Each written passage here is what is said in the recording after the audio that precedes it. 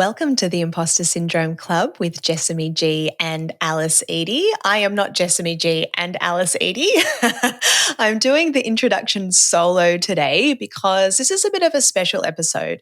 So this Friday, the 17th of March, Alice and I are very terrified / excited / super fucking pumped to be the podcast partners for Finders Keepers Creative Business Summit. So if you're not familiar, Finders Keepers Market is a creative market that runs in Sydney, Melbourne and Brisbane every year. They also have an online marketplace and they're generally just super big supporters of the creative community. So we were really excited to reach out and get in touch with Finders Keepers about this event because it's cool to make stuff, right? We're, as illustrators, we're makers. So many of the people that we talk to are makers, but making connections, making space for finding that connective tissue between people. And these events are specifically for small and micro businesses. So often we are alone in our work. We're solo entrepreneurs or solo business owners, and creating that community is just so important. And really, one of the main reasons that we started this podcast, so, you know, our number one reason for being was to spend time together on purpose, Alice and I. Number two was to have conversations, meaningful conversations with interesting people. And number three was to share those to make people feel less alone. So it was so in line with our values, what turns us on and lights us up. The speakers are incredible. So we've got two of those speakers on this episode of this podcast, Lauren Baxter from Peppermint Magazine and Fiona Killackey. Oh my God, I can't fucking speak today. Fiona Killackey from My Daily Business Coach. So these were two really, really cool chats. And because they were a little bit shorter at the end of it, we were like, no, we want to talk to you more. So there may be follow-up episodes at some point. And then on the day, we're going to do a bunch of little micro chats with people, which will be released as one super pod episode post-event. So we're really excited about it. If you're in Melbourne and fancy coming down, or you're already planning on coming down, please come and say hello. We would absolutely love to see and meet you. You can also get a digital pass to the event if you want to watch it on demand post-event. But yeah, if you're coming or not, if you're interested or not in the summit, you will most certainly still be interested in these two chats with Lauren and Fiona. And then we'll be back to regular programming next week. Sorry, guys. One more thing I forgot to say before we get into this episode is that this Wednesday we will be doing a live podcast down at KSR Gallery with Ellen Porteous for her artist talk on her exhibition She's on Another Planet. So that's this Wednesday, 15th of March, 6 till 8 p.m. at KSR Gallery.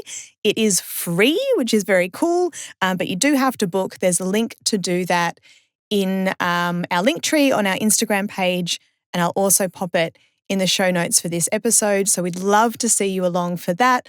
If you do come down, come and say hi, and we'll hope to see you there. All right, let's get into it. Well, welcome, Lauren Baxter, editor of Peppermint Magazine. So wonderful to hang out with you today. Oh, it's such a pleasure. Thank you so much for having me. I feel very blessed. It is a pleasure, and we're very excited to speak to both yourself and a few other of the speakers and people involved with the upcoming Creative Business Summit.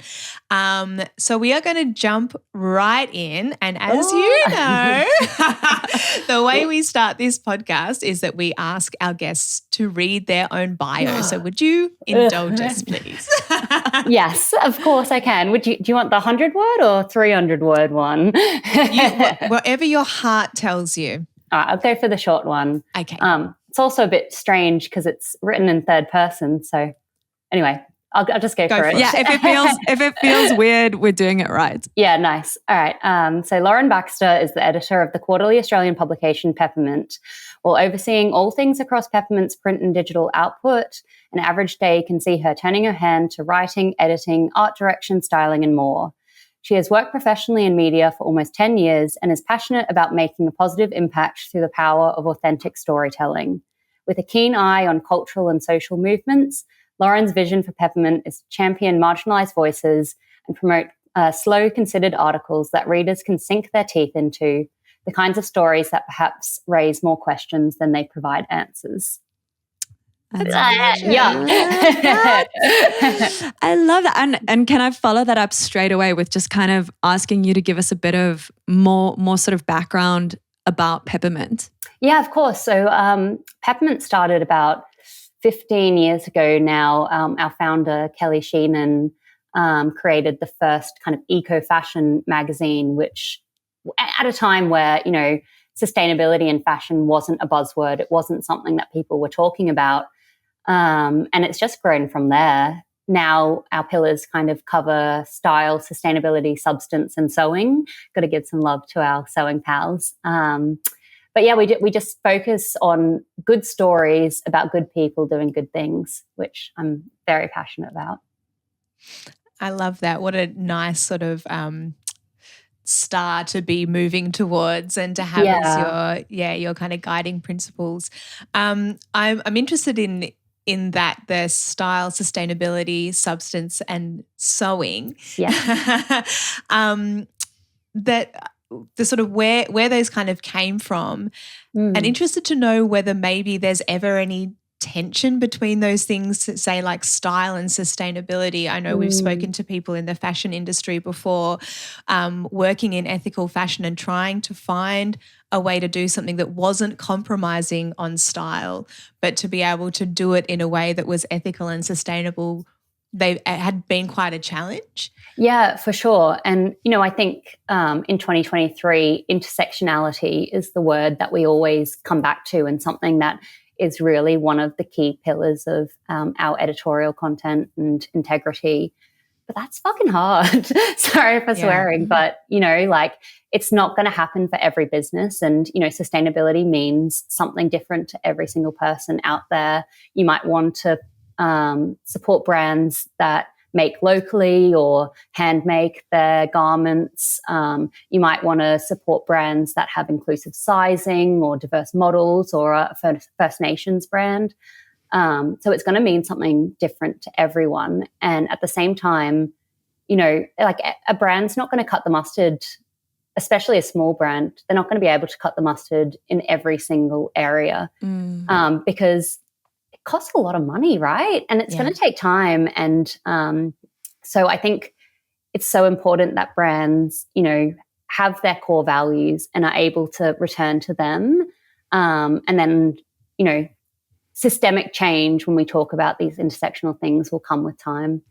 Yeah. And hearing you speak about values as well, and being a value-led, purpose-led business, it kind of strikes me, and I'm going to say something that for you probably sounds incredibly obvious, but the penny has just dropped for me, like right now. It's like, speaking about these kind of tensions, right, between style and sustainability. And I appreciate that is a really difficult thing for people to navigate in fashion. But I also think that, to a degree, setting those two up in tension with each other is also like a false, like, those categories are different, right? Because like, style is actually like a completely fluid 100%. Thing. We can rewrite that. Sustainability is not. Like, that is like a fact of like, is this behavior, are these behaviors, can they be replicated over time without causing literally the apocalypse? That's like an answerable question, right? Versus style is whatever the fuck we want it to be. So exactly. But also sustainability isn't like a checkbox, right? It's not something you tick as a brand and be like, oh, you know, dust your hands off. We've done it. We're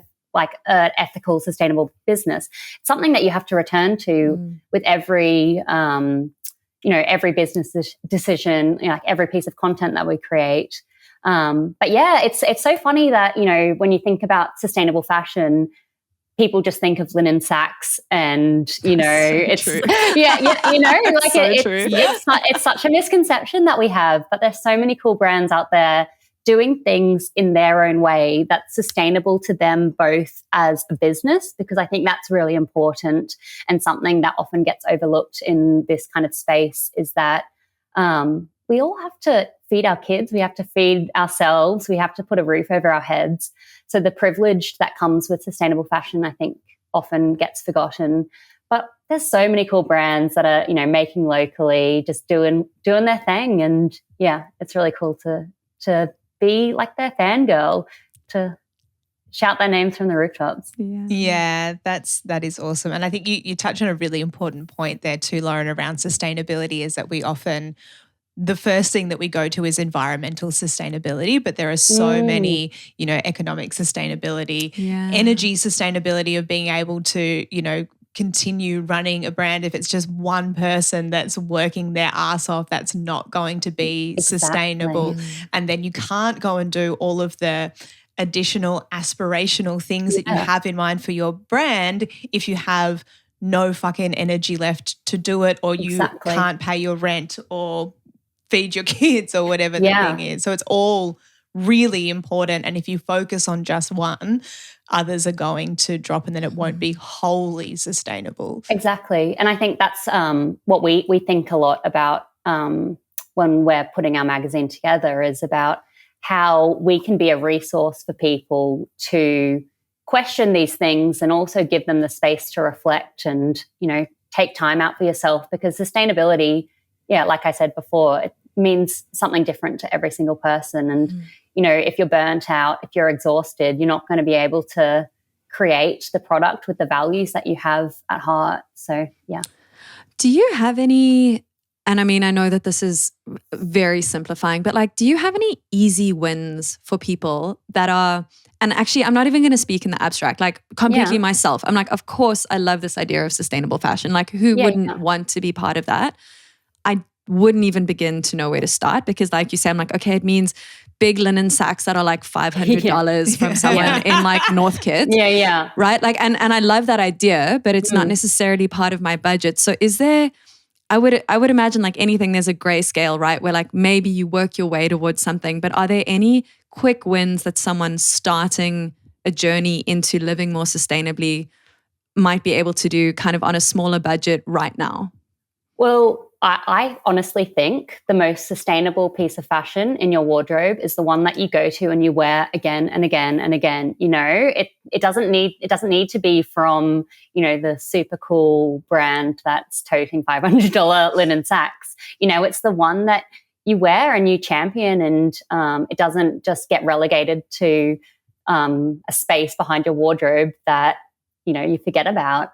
Sustainable fashion isn't necessarily only about the garment itself. It's about how you engage with the garment. So, if you go op shopping, if you go vintage shopping, and you're bringing these clothes back into the ecosystem of fashion, that's sustainable. That's it doesn't have to be a price tag. It doesn't have to be a specific brand. It's about the clothes that you love, that you champion, that you keep wearing, that you repair. There's so many different ways to get involved with sustainable fashion, especially because I think, like you touched on it, it can be a very privileged industry, right? It's so off, and of course, if we're looking at brands that are paying living wages to their manufacturers, they're paying, making sure they're using materials that are,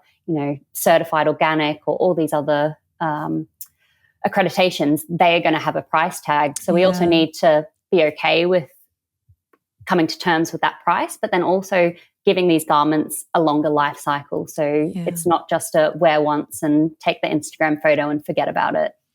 Yeah, it's a really important point, and one I've spoken to quite a bit with my mother-in-law, who's a social worker. And she's been a social worker for 1,000 years, her whole life, and just one of the few people in the world who seem to have been able to continue to do it as a lifelong career without getting burnt out. I'm pretty sure she's an angel. Hat off to her. Sure. Yeah, incredible. But talking about places that will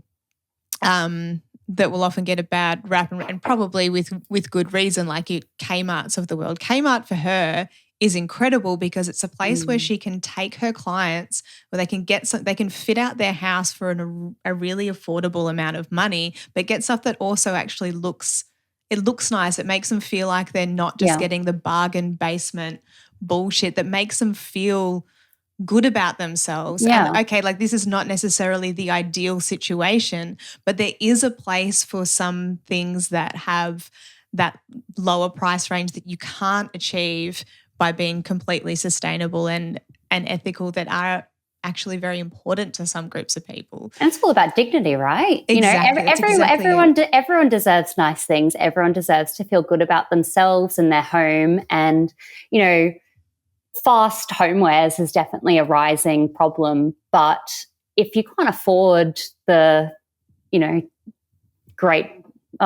brands that are putting like $500 price tags on like a placemat or something, like that's not a sustainable offering to the majority of the people in the world. So yeah, privilege is something I think that comes into it a lot with sustainable fashion. And I think at Peppermint, we never want to be a media organization that lectures or that, is up in an ivory tower and saying like, this is the way you have to do it. And if you don't, you're not ethical, you're not sustainable. It's about creating a safe space for conversations. It's about, being a friend to these people, to our readers and our community. And yeah. Yeah. I think it's really beautiful the nuance with which you think about that, because I do think that that there's always this tension, right, between wanting to do good in the world, between being values led, but also understanding that there's such a spectrum of human experience. And even something like up shopping that will feel different depending on where your life has led you to that moment. The choice, I think, like someone who's got access to funds or means to choose that feels very different emotionally to not having that choice and that being your only option. Like two people might make the exact same purchase, but that purchase will feel so different depending on how you got there and the choices that were afforded to you in making that. And I think just to kind of like acknowledge that, I think it's really beautiful that you have such a strong sense of purpose in what you do, but you're also like is really welcoming. Like it doesn't feel like this exclusive club. I'm like, I want to be the linen wearing, locally designed person, but like there are a few steps between here and there, and having help along the way and kind of being able to see what that looks like is really powerful. That means everything, because, nuance is so important, and, being comfortable to sit in that gray area. It's something really hard as a publication. Like, I think a lot about like what Peppermint is and who we serve and how we can be a resource for people. And part of that is having that acknowledgement that we don't have all the answers, and not positioning ourselves as doing that, but rather, getting into the nitty gritty, being like, this is what we're reading, this is what we're thinking about, what do you think about it, is something that's really important to us. Yeah, I love that, because so often these things can like derail into this like the righteous Olympics, Yeah. And that's just not useful. It's not useful. And like, where do we go from that, right? Because then it's a one-way conversation. It's top down. It's not actually going to get us anywhere. Having hard conversations, because these are hard conversations, not having the answers, but prioritizing that and empowering people to be able to like go back to their dinner table with their family or their loved ones and talk about it, is how we make the change. And systemic change, that takes a long time and a lot of conversations. And working, I mean, there obviously within many industries, the idea of sustainability is critical at the moment. But most other industries aren't in the position that fashion is in, where like fashion kind of part and parcel of that is fun and expression, and also kind of by definition like not being necessary, right? Like it's not style is not in, you could argue it's like not essential, but yet it is so essential to a sense of well-being, to a sense of self and expression. So like if you lose the fun, it's like you lose the audience, right? Like it's versus, I think a factory doesn't need to be fun as well. They can just focus on making their thing and being sustainable. Yeah, well, but at the end of the day, we all put clothes on every day. We all like the way that we present ourselves to the world is part of the fashion industry, whether you subscribe to it or not, whether you think it's frivolous or not. Fun is so important. And, like we've done a lot of work around dopamine dressing and how color can bring, that sense of fun into our lives. But when it comes to talking about sustainability in fashion, we kind of forget about that. And we kind of think like you can't have it both ways. But I think it's just about being conscious in your consumption of fashion. So it's about questioning, like, do I really need to go and buy a brand new outfit for this event that I've got coming up? Or, is there something in my wardrobe that I could like reinvent? Can I go into my friend's wardrobe and borrow something? Can I go to a hire, like a rental place and get something from there? It's just about thinking about the consumption and how you engage with that in your day-to-day life. But yeah, fashion is fun. Fashion should be fun. Fashion should never be, looked down on, because it's just like anything in life. It's how you engage with it, and how I think it's so powerful that we can use fashion to craft how the world sees us and put ourselves out in the world. Yeah. All I can think of at the moment is the monologue from The Devil Wears Prada about cerulean blue. Yes, exactly. You're part of it whether you want to be or not. Yeah. Oh, God love you, Meryl. I know. So from both like your bio, which was beautiful, by the way, did you write that? I did. Yeah. So much personality. You should write for a living. You're great. Yeah. But hearing you talk, the way that your bio is written, and also, reading into more about Peppermint in general, it's very obvious that it is this sort of both you and Peppermint are purpose-driven, heart-led, as a person and as an organization. And I feel like they're sort of entering into buzzword territory at the moment, those things that are so important.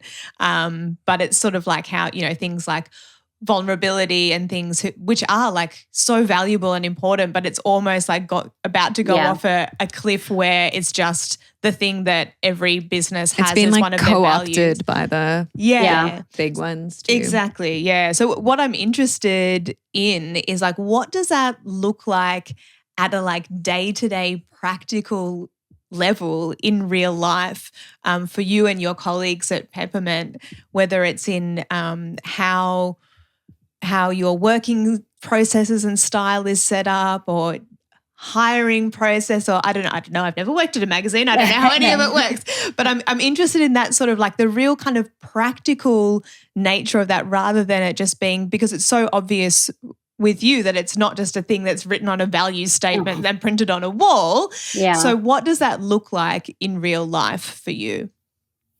I think that touches on something that we've seen not just in the fashion industry for a long time, but across kind of lifestyle brands, is empowertizing, and using, those empowering words that are values led and values driven, that are then not actually put into practice. So I'm a big believer in walking the talk, and it's all about getting into the nitty-gritty boring stuff, like the accreditations, the silent work. I heard it called recently. We're not out here, like, as Peppermint, our job is to celebrate the brands and the people that are doing good in the world. But we are so passionate about making sure that we are leading by example. And, everything comes back to our values, whether, it's an Instagram post or a feature in the magazine. It goes through like multiple levels of scrutiny and interrogation about like why we are featuring this, why it's important to us, and why people need to know about it. So I don't know if that really answers your question, though. I think it does, actually, because it's like, it's one thing to say, oh, you know, we're so passionate about this, we're obsessed with this, blah, blah, blah. But a lot of the like making that happen is not very sexy. Like, as you said, like it's the minutiae of like doing things right, of making sure that you know why you're doing everything that you do. And it's not necessarily the like super sexy, exciting stuff. Or like the fact that we use, you know, recycled paper, that everything is sent plastic free. You know, we donate, we've been audited by the Carbon Reduction Institute. So we offset all our own carbon emissions through that program. Like, you know, we're not just sitting here being like, oh, you're a sustainable business, we're going to feature you. It's like we need to walk that talk as well ourselves. So, that's really important to us. I'm torn between two lines of questioning. So can I just throw both at you and you can go wherever you want with either of them? Do it. Okay, so the first is specific to kind of following that point. I've got a very good friend who works at it's a fashion company, but they specialize in workwear. So it's functional, and they're big on creating, they're like really awesome Melbourne-based company, make really cool stuff, also making it to last. Yeah. And she's recently kind of been promoted into, I don't know what the exact term is, but like the sustainability officer for that company. So they want to do the right thing, and they've put her in this position to move in that direction. And catching up, I think this was about a year ago, and we were catching up the other day, and she was just speaking about how incredibly overwhelming and difficult it is to do that. Like, it is not a simple switch that you make being like, okay, cool. So, you know, sometimes it is like you're mentioning, you can choose between a certain kind of paper and those options are available and they exist.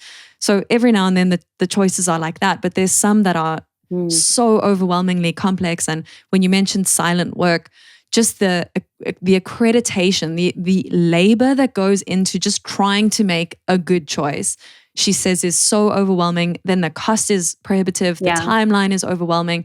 And I think she was feeling maybe like a sense of just like this disappointment in not being able to enact that change that she so wanted, or like disappointed in not, I mean, you can kind of see where I'm going with that. But I just wondered if you had any advice or any thoughts to offer someone in a position like that. So someone in a business who wants to make those choices, but they're up against so many factors and maybe they can't do it perfectly, but how should they be thinking about it?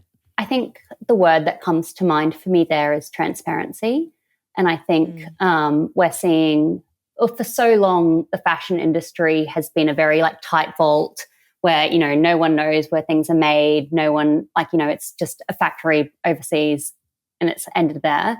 But being transparent about the decisions you're making and acknowledging that this isn't an end point. It's not like your friend can tick these boxes and then, you know, dust her hands and be done. It's about saying like, this isn't in our, like, we can't sustainably work to this point until, you know, 2025. But we have those goalposts. These are the steps that we're doing to get there. And being transparent with your consumers, because at the end of the day, like, having those conversations is only going to lift you up and lift them up and feel like they're part of the process. I don't know if that helps. I know. I think transparency is really important. That's what I always look for in, you know, all the press releases that I receive. It's, just being honest, being open, and being willing to let people be part of that process as well. Yeah, thank you. I think that'll be really helpful. And then the second question, and totally different direction, but I just wondered if you could maybe speak about how you found your way to Peppermint and what your relationship to style is. Well, I had no idea that I wanted to get into journalism. I studied until I got to university, I studied a dual degree of biomedical science and journalism, but I didn't. Oh, wow. Yeah. So like complete opposite ends of the spectrum. I always say it's like one side for my left brain, one side for my right. But I also grew up in the days of like Tumblr blogging and all that kind of thing. So had a blog, had lovely feedback about my writing, which pushed me to go into journalism, and did my dues as a young graduate in kind of corporate comms, but just felt like it wasn't for me. And I was very lucky to find an opportunity in a street press publication called The Music, which doesn't print anymore, sadly. But street press is a lot of fun. It's a lot of hard work and grind, and you kind of have to be across all areas of both print and digital. They unfortunately stopped printing during COVID, and Peppermint had a job going for a digital editor. So I applied and I got it, and almost 3 years later, here I am as editor. And I still feel so privileged to do what I do, because not only to work in print as a journalist in 2023, which is, I guess, a feat in itself, but for a publication, an independent publication that is just 100% values driven is, such a dream. How wonderful. Yeah. You know what I love? I love these little like COVID success stories, but the positive things that have come out. So a door closed, but a door opened. It makes me feel like that whole fucking shit show was worth something when people have a nice story to bring out of it. Yeah, and it's like I've always been interested in fashion and style, more in the sense of finding my own style. A friend of mine, she described my style the other day as classic, and I was like, oh, that's so nice, because it's like, it's not trend driven, and I don't think trends mean you're a stylish person. It's about knowing who you are and dressing to that, which is going to look different to everyone, which is something that's really cool and should be celebrated. And then at the other end of the spectrum, I'm such a little environmental activist at heart. You know, been to my fair share of rallies and grew up watching Captain Planet and adoring Fern. Yes. And Fern Gully. So, I'm a little, eco warrior. So bringing all those worlds together, it's, what a dream. What a privilege. Do you have a personal style, just like complete, something you hate, that like are unforgivable? And this is not, I'm not even talking sustainability. I'm just talking pure superficial judgment fedoras. Here, guys. But yes. I think anyone can make anything work, really. That's true, actually. But I'm not a fan of the low-rise pants coming back in. Like, we've moved so far past that. Like, give me a high waist. We have very different opinions on that. I'm also horrified. Alice is pumped. Guys, I'm into it. Really? But because probably not for the right reasons. I find it like hypnotic. I'm like, because it's such a high stakes move. Like, what happens when you sit down? I don't know. I guess we'll find out. That's exactly why I don't want. I'm so safe with my Harry High pants. I'm safe in here. I'm not high risk, high reward. Exactly. I say this as someone who's been having my tramp stamp laser removed over the last 2 years. Yeah, and then suddenly these youths, these youngins are getting them again. And I'm like, oh God, guys, like we made this mistake so you didn't have to. Oh my God. Trends are so funny. Like the cyclical nature of them, like the 20-year rule is just crazy. And I think it's so funny that, you know, you think you could be making like a bold style choice, and then you'll go and you'll see a mannequin in the shop being like, I'm just like, I'm part of the zeitgeist. There's no original thoughts. Oh, that's like when this time 2 years ago, I thought I single-handedly like came up with the idea of bringing Crocs back. Oh. It was you. I love a Croc. I love Crocs. I was going to say, Lauren, we could talk to you forever, but we probably need to start winding up because of our little sneak peek version, but we're very much looking forward to talking to you more at the Creative Business Summit. Yeah. Will you both be there? Absolutely. Absolutely. Hell yeah. We'll be there so excited. We've got some really exciting little tricks up our sleeve, and we're going to be talking to all sorts of people, both speakers and guests. So it's very exciting. But I thought maybe as a way of wrapping up before we see you at the summit, the power of community obviously is a really strong thing, and why we kind of are interested in coming together at things like a Creative Business Summit. So I was wondering maybe if you could tell us a little bit about, what that sort of means to you and the benefits that you found in connecting with like-minded people and businesses. Community is everything. It's such a joy to be a part of the Peppermint community. Our readers, we wouldn't be where we are or what we are without them buying our magazines, reading our content, making our sewing patterns, and holding us to account as well. I think that's really important, that it's not a one-way street, that our readers and our community feel like they are part of the conversation and part of the solutions. And then also the brands, like I was saying before, it's such a privilege to be a fangirl. I'm such a fangirl at heart, and I'd be out of a job if there weren't amazing people out there doing amazing things. So the fact, that it's my job to celebrate them is everything, and relationships are everything. I'm always so down to have a conversation with someone about what they're doing and how they're doing it differently. So slide into my inbox. Would love to hear from people about what they're doing in the world. Oh, that's awesome. That's very generous. And thank you for the time. Super excited to see more in person. And it's so beautiful excited. Work that you do. It's for anyone that hasn't seen Peppermint, even if you're a non-sewer, we haven't even brought up the fact that Jessamy there it is. It's so pretty. Whoever's doing your design and all of that kind of thing, 11 out of 10. It looks so good. It's Kelly, our founder. She wears both editor-in-chief, founder, and designer hats. So wow. Take my hat off to her. Yeah, not a fedora though. No.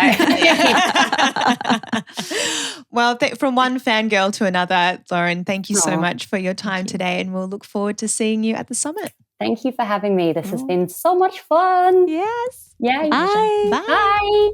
Thank you, Lauren. We absolutely loved that chat. We could have kept going for hours and hours, but in order to bring you this other great chat with Fiona Killackey, we did at some point have to stop talking, which you know that we do not like to do. But now I'm very, very excited to bring you the second chat in this special episode with the amazing Fiona Killackey.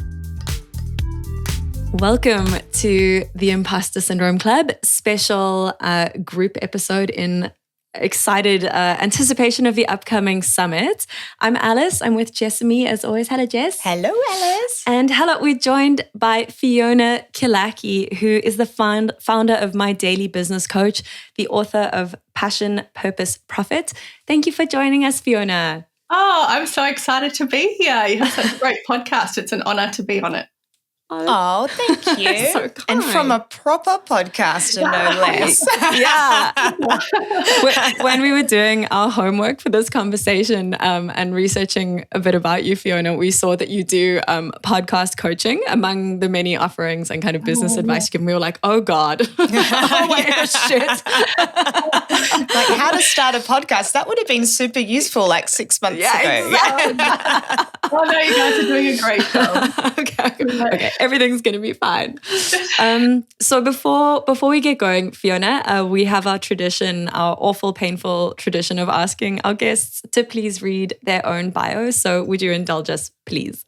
Yes, and it's funny that we're going to talk about imposter syndrome because, reading this, you're like, oh God.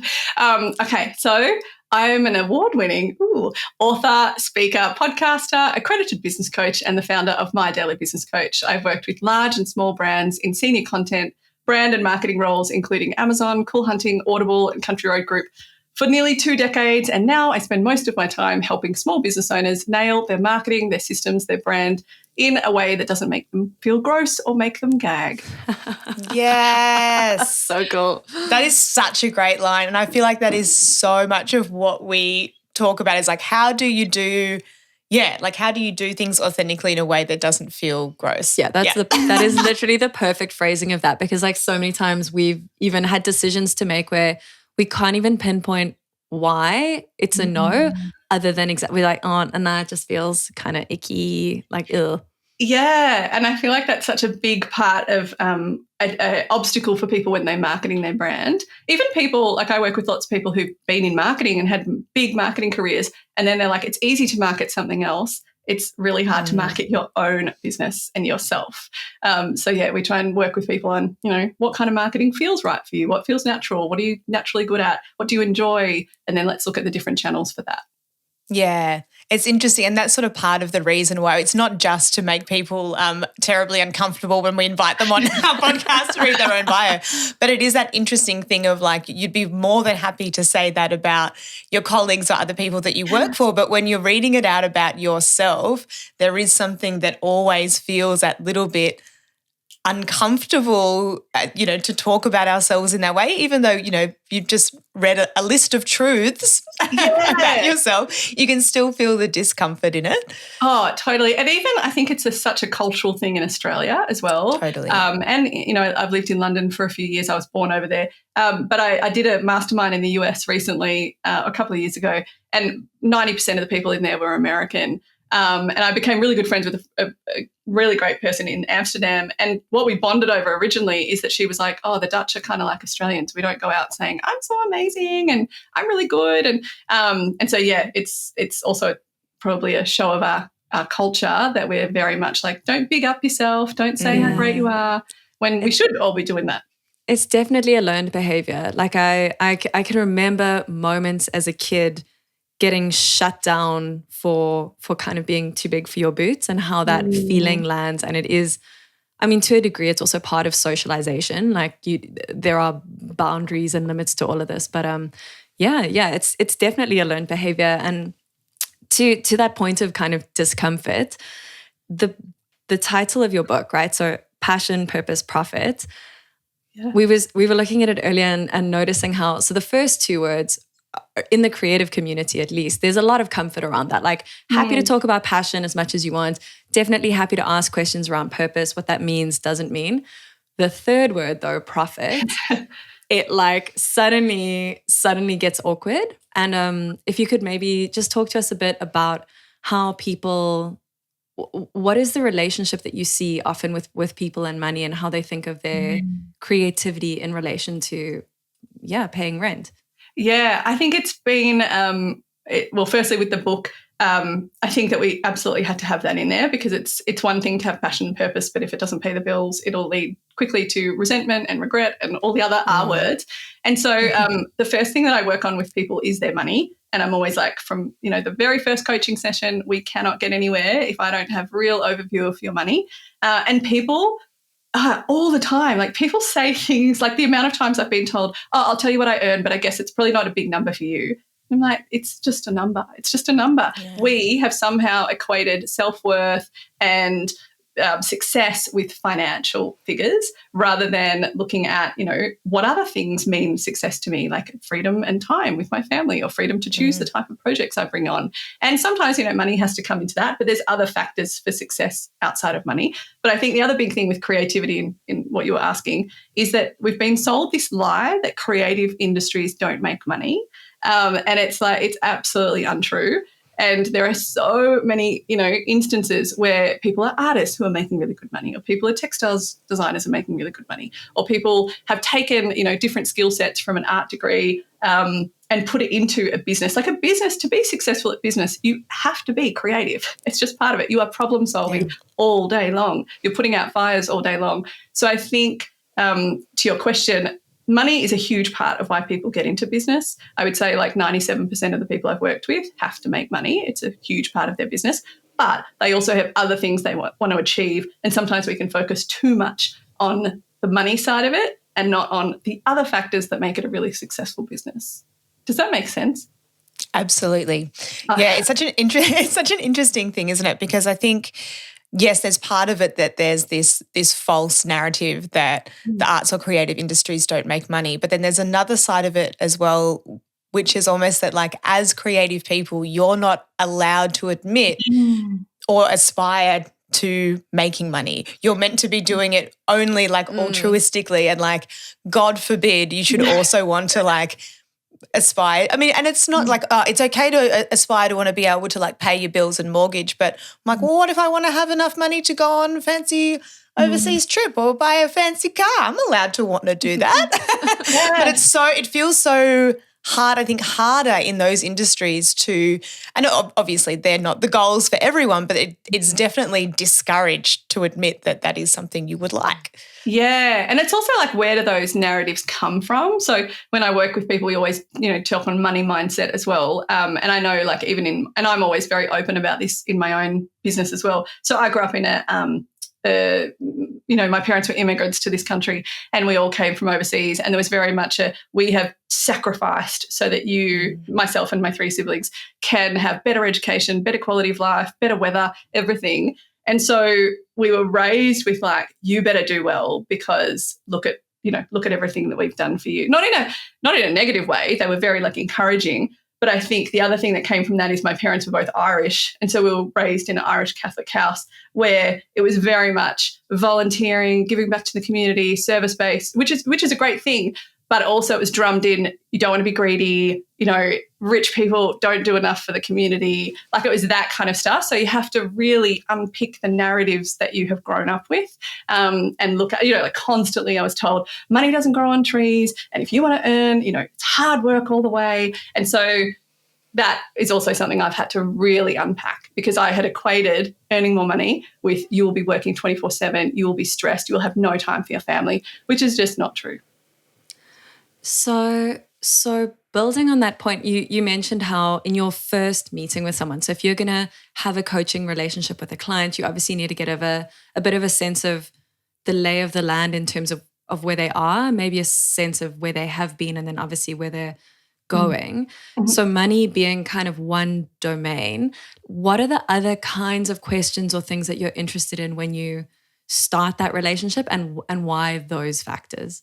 Yeah, so the big things that I talk about at the start is values, beliefs, and money, because your values and beliefs should shape the way that you run your business, and may also shape things like where you choose, if you're location dependent or if you're remote working, or, lots of different things come up in that. So when people start working with me, they get an onboarding. Part of the onboarding process is quite a detailed questionnaire, which goes into your values and beliefs, where did they come from, money, also just your mindset. So we ask people on a scale of 1 to 10, the last 4 Mondays, 1 being I'm just super depressed and I hate everything, and 10 being everything is perfect and I just need a bit of tweaks to my business, which is why I'm seeing you. Where would you rate yourself? And so we always talk about that, like in the last 4 Mondays, like how do you love that. Sorry to cut in. I love that. That's such a great, because that was going to be my next question. It's like, I think it's obviously really valuable. You're like money, values and mindset, but it's really hard sometimes for people to self-report on what that is. Like to just ask someone, you can't be like, hey, what are your values? Most people who haven't done like a Brene Brown workshop, don't have that like to hand. So that's a great exercise. So how, on a scale of 1 to 10, how did the last 4 Mondays feel? And a lot of people will answer 2, 3. Some people, the highest we see is like a 9. Sometimes if someone's 10 out of 10, sometimes I'm like, well, why are you doing coaching? What is wrong? Where are the gaps? But we have a lot of people who'll come and they're like 1 or 2. And they're like, they might be making incredible money, but they're not fulfilled. They don't see anyone. They're not sleeping. Their health has gone down the toilet. That's why I was saying at the start, yes, money is a huge part, but there's so many other factors to it. And even with your values and beliefs, like we always, look at their values, and sometimes people can just, reel them off. And then when I say, okay, so how do you align to them externally? They're able to tell me, like say, for instance, International Women's Day is around the corner. So a lot of businesses will say, we're about female empowerment or equality or, one of those things. But then internally, they don't really spend a lot of time on, say, domestic violence policies, which has now been brought in as of August from Albanese as a legal requirement, which is fantastic. Or they have, say, a studio or an office where there is nowhere for a mum to pump breast milk except a toilet. So I'm like, okay, those values are actually misaligned, because externally you're like all over social media with, yay, International Women's Day. And then internally you're not. Or even if you're a solo operator like myself, one of my top values is freedom. If I'm feeling like I don't have the freedom to choose my clients, or I don't have the freedom to say no to something, or I don't have the freedom to have time to work on my marketing because I'm so snowed under with taking on client work, then that value is not aligned internally. Likewise with my staff, they have the freedom to work whatever hours they want to work as long as the work gets done. So it has to be internally aligned as well as externally aligned. And that's quite often, I would say 90% of the time, it's not internally aligned. Yeah, gosh, so it's that real like walking the talk kind of thing, because we see that so much, right? There's a lot of talk around purpose-led business, heart-led business. And, Alice and I are both, with a background in graphic recording, which is live illustration, working a lot of the time within the corporate industries. And so you do a million of these like values workshops, right? And they're all more or less the same. We just sign all these NDAs. And as I'm signing the NDA, I'm like, guys, the result we're going to get to at the end of the day is going to be communication, teamwork, and trust. Yeah.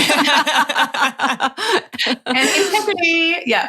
Yeah, exactly. So I'm interested in the work that perhaps you do with your clients, or even with yourself, around how you do that in a practical way. Like, how are you actually living your values, having them internally and externally aligned in a really useful, practical kind of day-to-day way?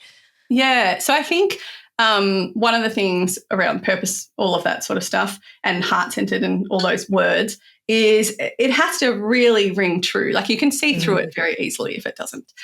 So for us, or for me, I should say, two of the values, and these were hugely put in by my parents, were kindness and education. So my dad, I'll try and be really quick with this story. So my dad grew up in Ireland, as did my mum, and they were children just straight after World War II. My dad lost his dad very early, and so his mother, because of her, lack of resources, had to turn their house into a bed and breakfast. And him and his two brothers lived basically in a shed out the back, in deep, dark, cold Ireland. So he used to get up at 5 a.m, work, go to school. He finished school as quickly as possible. He raced through it and finished at 16 or 17 so that he could go onto the ships, make money, and send it back to his mum. So when he had kids, he was like, especially if I have daughters, they have to have the world's best education so that they are never dependent on a man, and they are never dependent on a situation where they're not financially able to make means for themselves.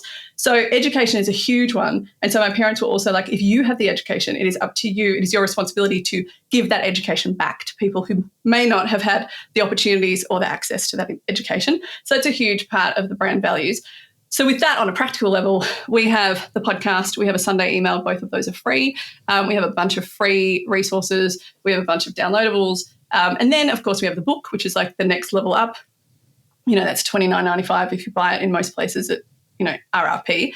Or you can go into a library, you can borrow it, and then it kind of goes up and up. So in every possible way, we are allowing people to have education and access to business help without paying for it, because we know not everyone can afford a business coach. Likewise with kindness, whenever we're saying no to a client, we are really, I will be like, let's have a phone call about this. I don't want to just write in an email, I don't think we're the right fit. I want to actually have a phone call about this. Wow. So there's a lot of emphasis put on, be kind first and, educate as much as you can. I don't know if that was a bit of a spiel. That was beautiful. And it's a beautiful example of your previous point around when you're speaking to businesses or individuals around, like, if you're feeling like something's off and these are your values, but these are your behaviors, and those two things aren't aligned, it's a great example of you very intentionally designing your business and life to align with those things. So it's a really helpful example of that. Thank you. And it makes me kind of think and lead to something that I was excited to ask you about anyway, for very selfish reasons. But So when you're fitting all of these things together, and for example, say you mentioned one of your values is freedom. Mm-hmm. Obviously, time comes into that. How do you? Are there any consistent kind of glaring mistakes that entrepreneurs or solo business or small business owners make, and any kind of quick? I know I'm asking it like a massive question here, so obviously it's more complex. But like any quick tips or advice or systems that you've seen work really well around time and preventing overwhelm?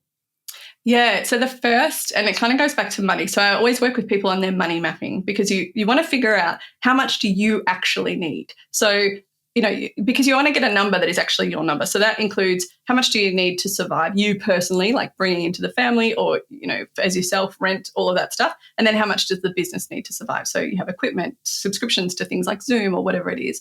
Once you have that number, you add to it of like what else you would like to do, and you come up with a Thrive number. Once you have that Thrive number, so let's say, for the sake of numbers, you have $100,000 that you would really like to make for the business. You then have different revenue streams that need to add up to that number.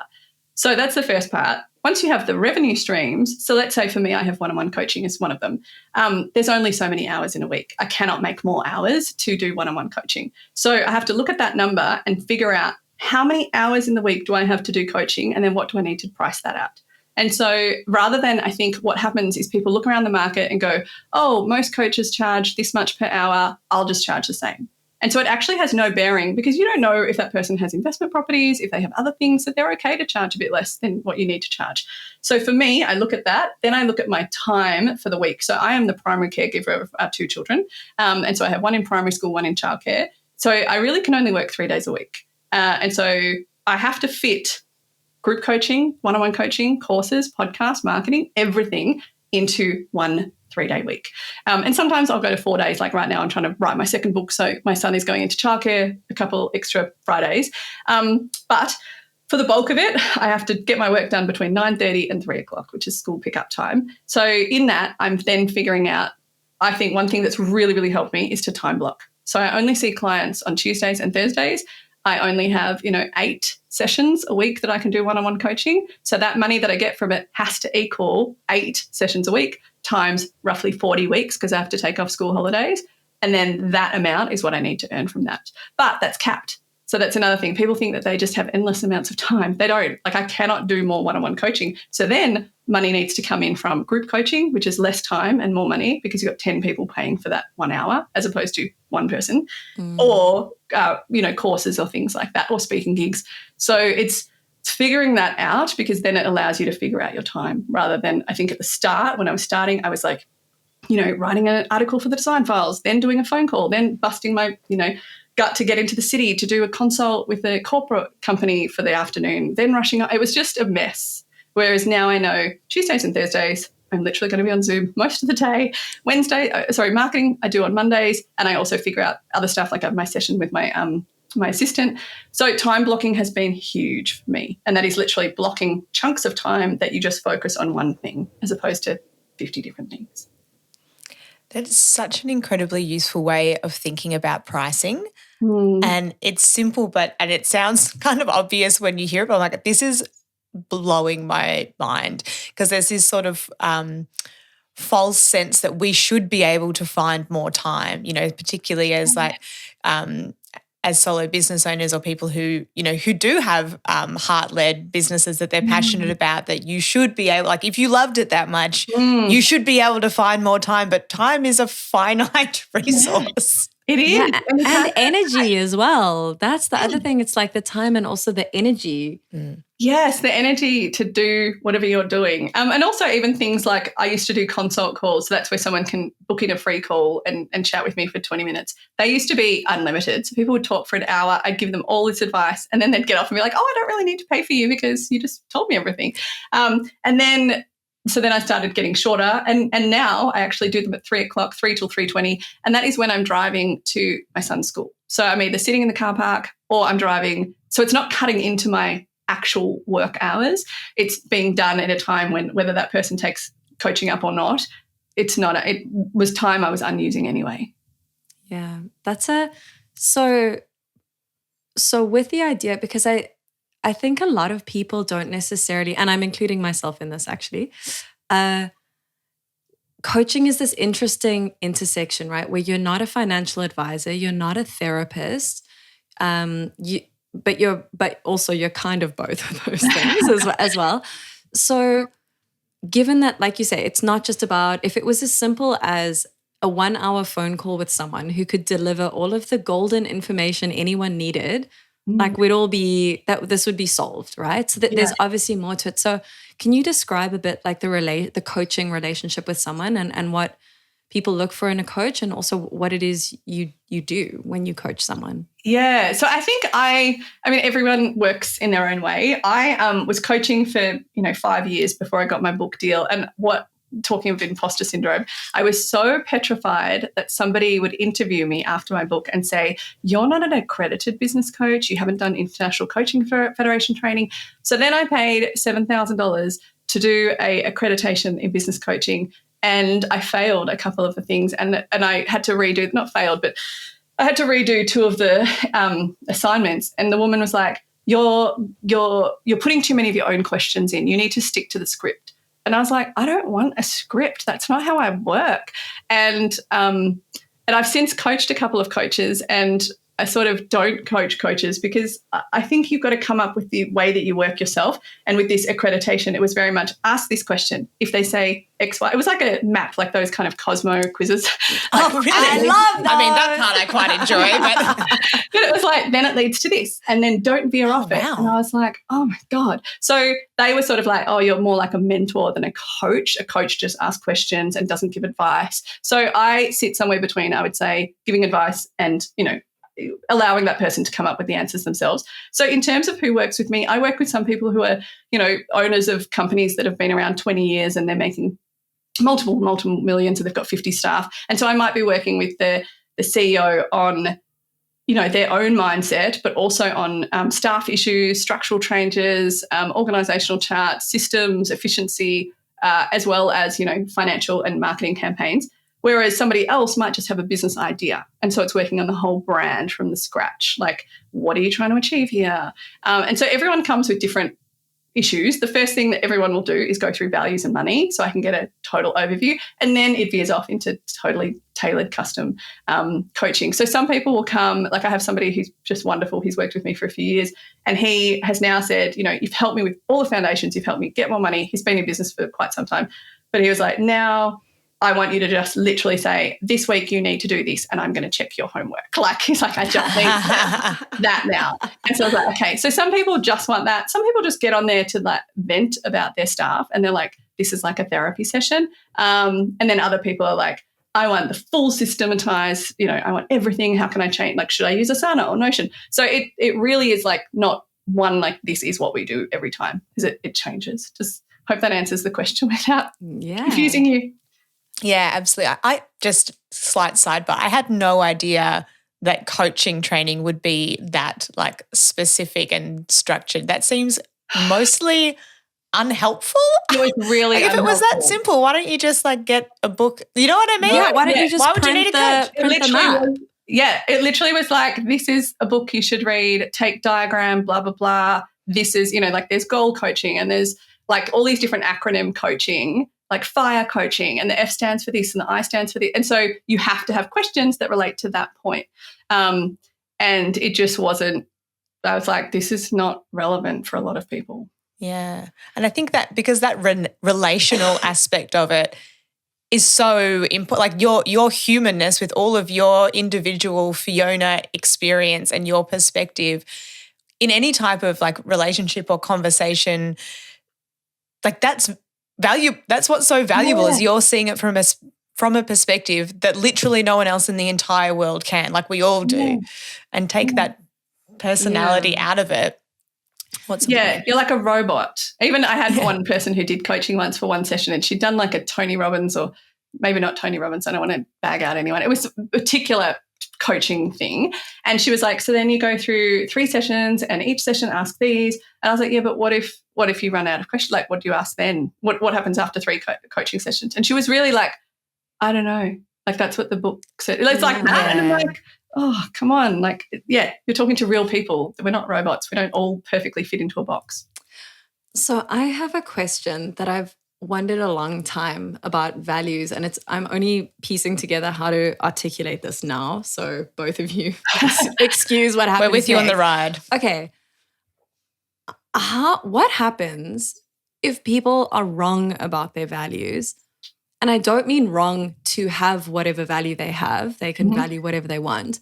But what if when we're self-reporting what matters to us, we're just wrong? Because maybe in my head, the story of Alice and who I want to be is someone who values freedom. And maybe to an extent I do, but maybe I actually value safety more, but I'm not giving myself permission to admit that, or that's happening below the level of consciousness. Like, is there anything you can do to help people gain clarity on that? Or is that just like, just go to therapy, Alice? No, I think one thing is your values aren't set in concrete. They change, and as your lifestyle changes. So maybe you don't have a partner right now, and so you've got different values. And then when you have a partner, maybe relationships are more of a thing to you, and nurturing those. It really depends on where you are in life. My values have definitely changed over the years, but also I think one thing to get clear on, especially when it comes to business, is your business brand values and your personal values. Sometimes they'll cross over, but sometimes they don't.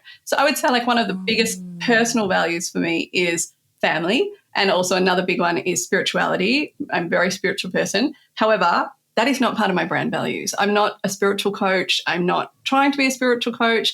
Who knows, maybe in the future that might come into it. But like, I do oracle cards for myself. I don't do oracle cards with clients. I don't talk about that as much. Also family, when I first started, I was like, oh, family have to be a brand value because, I'm a mum and therefore it's just, it has to be there. And it's like family comes into, one of my values is alignment. So alignment encompasses family, spirituality, like that I'm working with people that I think are doing good things in the world. So I think it's partly time will show you that. And then also really getting clear on, is this a business value or is this my personal value? And does it play a role in my business? Because sometimes it might and sometimes it might not. I love that. I've kind of always assumed they had to be forever things. No. I didn't know that. You're allowed to change them. I mean, they do talk about the concept of your why, like Simon Sinek's why. I mean, he talks about that's basically in you from the time you're 19 and it doesn't change. And so I don't know if I even necessarily agree with that. We're changing. Things change us. We have big life events that are great or tragic, and they change who we are, like fundamentally as a person. It's okay to change your values. Phew. Oh my God. Woo! Imagine if I still, my values were still the same now as they were when I was like 14. Even 19, I'd be in some deep trouble. My values would just Kissing be boys. Blink 182.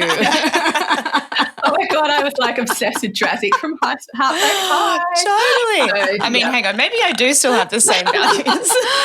Simon Sinek called it. Yeah, that's a fun. I think it's something I've been aware of, but I find it incredibly difficult to separate or identify the difference for me personally between brand values and personal values because I've run my own business for 13 years. For the majority of that time, it was just me. So it was very much an extension of my personality. And that's also something that that's important to me in my business, that it looks and feels like me. Like my personality is very much, all throughout my business. So it becomes very hard sometimes to see where one ends and the other begins. And part of that I really like, but part of that it probably becomes unuseful in certain situations. Yeah, and I think COVID really helped people. I know personally, like similar, I was running my business and I remember in like March 2020 when I wasn't worried about the business not making money. I was really worried about having to look after a 6-month-old child with no childcare and homeschool, like how I would actually run the business with those massive responsibilities. And when I did think, oh my God, like my husband will keep working and what if I have to like give up the business? And I had a real like, oh my God, but the business is my identity. And who am I if I'm not, if I don't have my own business or if I don't work or have this big, title even in a corporate. And so I think that was also a big thing to like, okay, and that allowed me to go back to my values as well and be like, what are Fiona Killackey's values? And then what are the businesses? And even also from your audience perspective, like a lot of my audience don't have children, don't want to have children. Maybe they are on a road of, infertility and other things that are coming up. So I'm not, I'm all for, and I've got good friends who are coaches for mum, like business coaches for mums in business. And I think that is awesome and really amazing, but it's not my path. So being a mum is a great thing and amazing, and I'm incredibly privileged to be one. And it took a long time to get there, but it's not the number one identity for me as a person. Maybe I know we've got to keep this short. Oh yeah. There's so much that we could keep unpacking, but maybe to kind of round off the conversation, Fiona, you are facilitating quite a few of the panels in the upcoming Finders Keepers Summit in Melbourne. What are you most looking forward to? I am really looking forward to, being in Melbourne the last few years. I feel like we have just not had the opportunity to come together and not had the opportunity to, the energy is very different when you're with people face to face. And lots of my clients I've never met in real life. They're all on Zoom. So meeting people, I'm really looking forward to meeting people. I'm really looking forward to the other speakers, like just hearing. I'm really looking forward to, even people that ask questions in the audience. Like it sparks so much in your own mind when you hear what other people are going through or what their challenge is or a new perspective on something. I think that I'm very much a curious person and I like research and I like learning. And I just think that the Finders Keepers Creative Business Summit is such an opportunity for people like me to kind of get a big dose and excitement of inspiration. Yeah. So that's what I'm really looking forward to. Yeah, I think one of their one of the themes of the conference is around the power of community. And I think, for lots of us who run our own businesses or small businesses, you're working either solo or with a very small team. And for so many of us, just that opportunity to come together as a community to, just like learn from each other or be around people, just being around people out of my own house. Yeah. So exciting. And also I think that so many people, when you've worked in any kind of creative sphere and then eventually found yourself in a position where you run a business, whether you're a sole trader or employ people, you got to that state by being good at your thing. And if no one's going to be there with an MBA, I would hazard a guess, right? So everyone has been excellent at a thing and then had to learn business for themselves. Yeah. And there's just something really cool about chatting about this kind of stuff, which, like, to be honest, 10 years ago, I couldn't have been less interested in. And now you get to talk to like cool, fun, interesting creatives about like how the hell it all happens in the background, which is cool. I think it's so amazing. And also just like how privileged we are to be able to run a business, to have that choice in life. Like, I mean, that's just incredible. And then to get all those people together to, for the greater good is also amazing. Yeah, it is an incredible privilege. My husband's just recently gone back to full-time work for the first time in like 15 years. And so I was trying to like put myself in that position to imagine having a job, like working for someone else. And because I was, quite young when I started my business in my 20s, I just never really had that experience. And thank fucking God, I'm going to say, because I don't know if I could do it. Yes. We're so and even I sometimes think about like my grandmothers or, I just like say that grandmother who had to make her house into a bed and breakfast. I mean, that's a form of business. And I just think of women in my whole ancestry who would have died at the opportunity to make their own money, do it on their own terms, do something creative. And it's just an incredible gift that we all have. Yeah, agreed. Well, looking forward to seeing you, Fiona, and also everyone else that comes down to the Creative Business Summit to share our gifts and hang out and enjoy each other's company. It's going to be really great. It's going to be it. Thank you. Thank you for your time. Thanks so much for having me. Thanks, Fiona. Bye. Bye. Thank you for listening to the Imposter Syndrome Club. Please follow us wherever you find your podcasts. And if you're feeling extra kind, rate and review. Or if you got any insights or value from this, share with a friend. You can also find us on Instagram @ImposterPod or online at impostersyndromeclub.com.